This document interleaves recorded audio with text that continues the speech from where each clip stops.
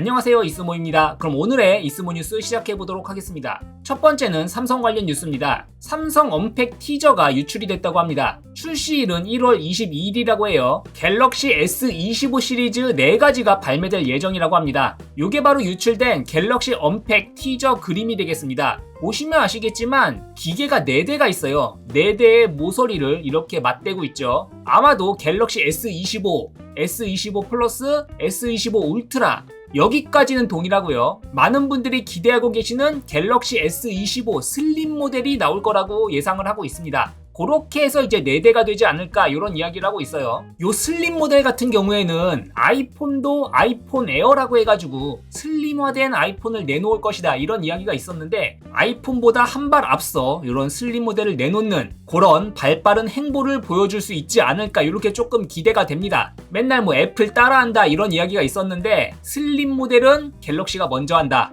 요거는 이제 좋은 뉴스라고 할 수 있을 것 같아요.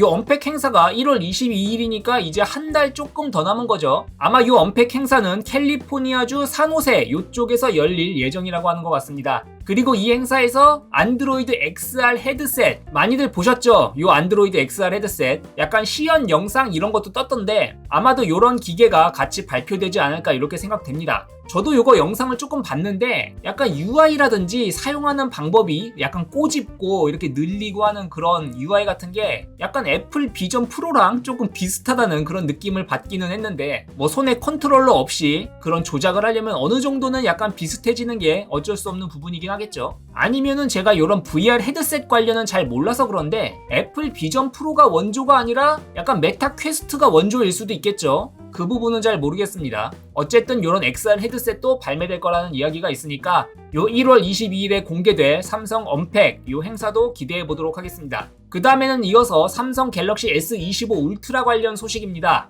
요것도 좋은 소식인데 요 아이스 유니버스에 따르면은 갤럭시 S25 울트라가 현존하는 스마트폰 중에 가장 얇은 베젤을 가질 거라는 요런 이야기가 있어요. 요 베젤 사이즈가 샤오미 미 15보다도 줄어들 예정이라고 합니다. 요 샤오미 미 15 베젤 크기가 1.38mm였는데 요 갤럭시 S25 울트라는 이것보다도 작다는 이야기죠. 근데 제가 알기로 가장 베젤이 좁은 스마트폰이 샤오미 미 15가 아니거든요. 요 누비아 Z70 울트라가 1.25mm로 세계에서 가장 얇은 걸로 알고 있는데 과연 삼성 갤럭시 S25 울트라가 요 누비아 Z70 울트라 베젤 1.25mm 요것보다 얇아질지 한번 기대해 보도록 하겠습니다. 요 Z70 울트라만 해도 베젤 크기가 상당히 장난이 아니에요. 이거 보시면 아시죠? 거의 그냥 붙어있는 수준이거든요, 베젤이. 근데 이거보다도 줄어든다? 정말로 세계에서 가장 좁은 베젤을 가진 플래그십 폰으로 나오게 될지 한번 기대해 보도록 하겠습니다. 그 다음에도 삼성 갤럭시 관련 소식입니다. 삼성이 펜이 필요 없는 펜 입력 기술을 추진하고 있다고 해요. 아니 펜이 필요 없는 펜 입력 기술이라는 게 무슨 소리야? 라고 하면은 지금까지는 펜 입력을 하려면 전용 펜을 썼어야 되잖아요. 근데 이제 전용 펜이 필요 없어진다는 거죠. 막말로 그냥 이쑤시개 같은 거 뽑아가지고 화면에다가 이렇게 그려도 입력이 되는 그런 디지타이저 기술을 만들 것이다.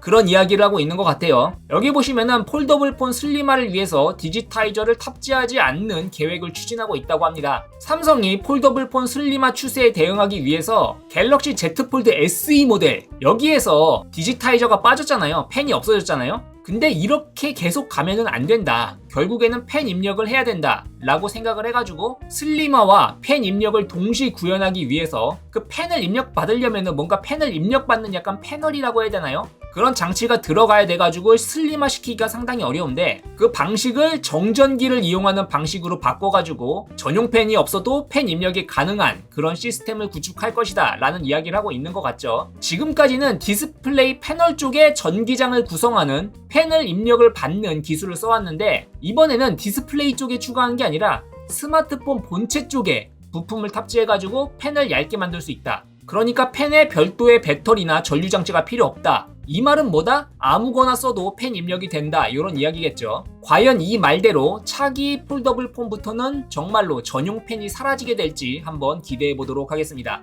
그 다음에는 SK 하이닉스 관련 뉴스입니다. SK 하이닉스가 데이터 센터용 고용량 SSD를 개발했다고 해요. 무려 61TB 제품이라고 합니다. 그리고 내년에는 122TB 모델까지 만들 거라는 이야기가 있어요. 근데 이게 좋은 소식일지 어떨지 모르겠지만 QLC 기술을 사용해가지고 만들었다고 해요. 거예요. QLC 여러분들이 싫어하시죠? 이렇게 되면 아마 QLC가 업계 표준으로 가지 않을까 이런 생각이 들긴 합니다. 요즘도 이제 QLC 탑재한 SSD 많이 나오고 있죠. 근데 QLC가 지금까지는 뭐 약간 내구성이 별로다, 약간 데이터를 쓰고 지우는 수명에 한계가 있다 이런 이야기가 있는데, 데이터 센터용에 이 QLC를 쓸 정도면 어느 정도 검증이 되지 않았나 이렇게 생각이 되긴 합니다. 어쨌든 SSD 가격은 좀 낮아지고 용량은 커지고 해가지고 많은 분들이 SSD를 조금 더 저렴한 가격에 많이 구매하실 수 있는 그런 환경이 빨리 좀 구축됐으면 하는 생각이 듭니다. 이제는 2TB도 모자라요. SK 하이닉스 한번 기대해 보도록 하겠습니다. 그 다음엔 아이폰 관련 뉴스입니다. 아이폰 17 프로 후면 카메라가 어떻게 될 것이냐에 관한 이야기가 계속 약간 갑론을박하고 있어요.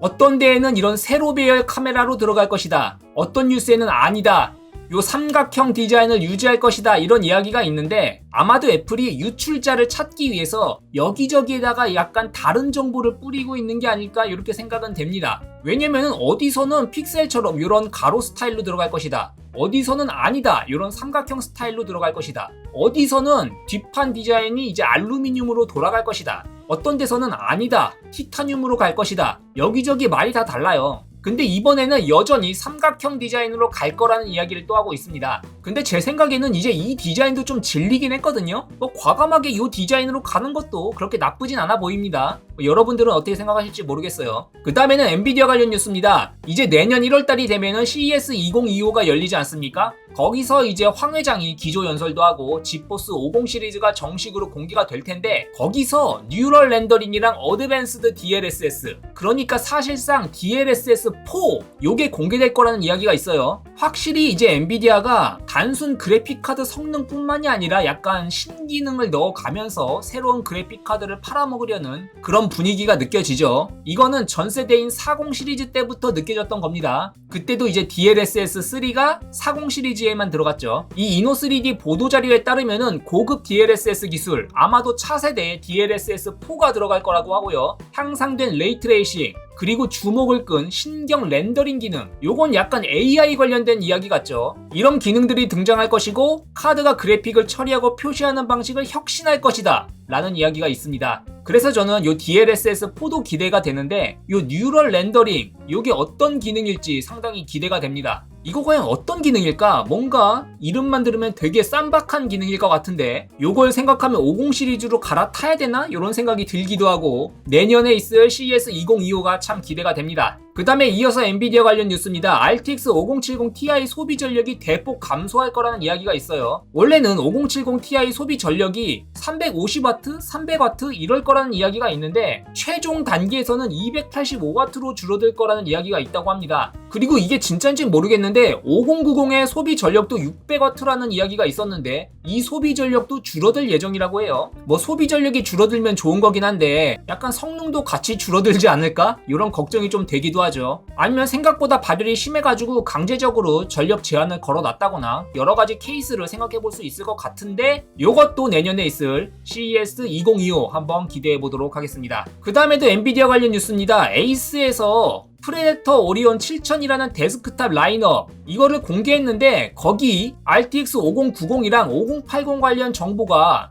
들어가 있어가지고 그 정보가 리크가 됐다고 합니다. 요게 에이스 프레데터 오리온이라는 데스크탑 상세 페이지인데, 여기에 5090은 40GB 메모리, 그리고 5080은 16GB 메모리라고 이렇게 써있는 이런 페이지가 떴다고 해요. 그래서 이 내용이 진짜라면은 5090은 32GB, 5080은 16GB로 거의 확정이 되는 분위기인 것 같긴 합니다. 아니 근데 5080이 16GB라고? 5070 Ti도 16GB라고 하고, 제가 어저께 이스모 뉴스에서도 말했지만 5060 Ti도 16GB라는 이야기가 있거든요. 이거는 좀 말이 안 된다고 생각되긴 하는데, 5080도 16GB다? 적어도 약간 24GB 정도는 넣어줘야 되지 않나 이렇게 생각은 되긴 하는데, 5080이 16GB는 조금 아쉬운 것 같긴 해요. 이걸 보면 정말 지포스는 90으로 가야 돼. 90이랑 80의 차이가 너무 심합니다. 과연 정말 이렇게 나올지 5060 Ti도 16기가, 5070 Ti도 16기가, 5080도 16기가 이렇게 나오게 될지 한번 CES 2025 기대해 보도록 하겠습니다. 그 다음에 미디어텍 관련 뉴스입니다. 디멘시티 8400이 공식 발표가 된다고 합니다. 디멘시티는 9000 시리즈가 플래그십이거든요. 8000 시리즈는 9000 시리즈보다 살짝 아래인 약간 가성비가 되게 훌륭한 그런 AP라고 볼 수 있을 것 같은데, 예를 들어서 포코 X6 프로에 디멘시티 8300 울트라가 들어갔고, 제가 얼마 전에 소개시켜드렸던 샤오신 패드 프로 12.7인치 2세대 거기에 8300이 들어갔죠. 그거의 신모델인 디멘시티 8400이 나올 거라는 이야기가 있습니다. 요거는 12월 23일 15시에 공개가 될 거라고 해요. 성능은 안투투 점수가 180만 점을 넘었다고 하고, 아마도 스냅드래곤 8gen2랑 8gen3 사이에 있는 요런 점수일 거라고 합니다. 요 성능표를 보시면은 스냅드래곤 8gen3가 여기 있죠. 그리고 스냅드래곤 8gen2가 여기 있습니다. 그러니까 요 사이 어딘가에 위치할 거라는 거죠. 디멘시티 8400이. 참고로 디멘시티 8300 전작은 어디 있냐? 전작은 여기 있습니다. 여기 있으니까 성능이 상당히 많이 향상된 거죠. 요 디멘시티 8400은 샤오미 레드미 터보4의 최초로 탑재가 될 예정이라고 합니다. 그러니까 포코 F7이 될 거라고 예상되는 요 모델에 처음으로 탑재될 거라는 이야기가 되겠죠. 요 레드미 터보4는 내년 1월에 출시될 예정이라고 합니다. 과연 진짜로 스냅드래곤 8gen2랑 8gen3 사이에 있는 그 정도의 성능이 될지 기대해보도록 하겠습니다. 그 다음에 닌텐도 스위치2 관련 뉴스입니다. 요 닌텐도 스위치2 관련 렌더링이 리크가 됐다고 해요. 8인치의 대형 화면에 12GB 메모리가 탑재될 거라고 합니다. 이렇게 도킹독도 있다고 하는데, 요 도킹독에 세워두면은 이렇게 시간이랑 날씨 표시가 이렇게 뜬다고 해요. 이게 동숲 캐릭터인가요? 이런 동숲 캐릭터 아니면 쿠파 이런 캐릭터가 이렇게 나와 있는 모습이 상당히 귀여운 것 같습니다. 그리고 이게 진짜인지 모르겠는데 닌텐도 스위치 2 이게 진짜 이거 로고 맞아? 여기도 음각으로 이렇게 쓰여져 있거든요. 왜냐면은 지금까지 닌텐도가 한 번도 뒤에다가 2를 붙인 적이 없어요. 페미컴, 슈퍼 페미컴, 닌텐도 DS, 닌텐도 3DS, 닌텐도 위, 위유 이렇게까지 뒤에 숫자 2를 붙인 적이 없는데, 이거는 진짜 이게 유출이 된 건지 아니면은 요거 영상 만든 분이 멋대로 이거 2를 갖다 붙인 건지는 모르겠습니다.